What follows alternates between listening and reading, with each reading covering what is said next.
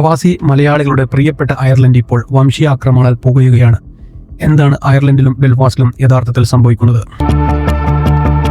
വടക്കൻ അയർലൻഡിലെ തലസ്ഥാനമായ ബെൽഫാസ്റ്റിൽ ഒരു പ്രാദേശിക യുവാവിനെ സുഡാൻ സ്വദേശിയായ കുടിയേറ്റക്കാരൻ കഴുത്തറുത്ത് കൊലപ്പെടുത്താൻ ശ്രമിച്ചതാണ് പ്രശ്നങ്ങളുടെ തുടക്കം.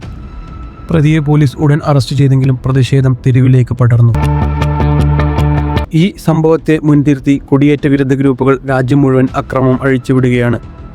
വിദേശികളുടെ നിന്ന് തോന്നുന്ന ബിസിനസ് സ്ഥാപനങ്ങളും വീടുകളും കാറുകളും വ്യാപകമായി തീയിട്ട് നശിപ്പിച്ചു.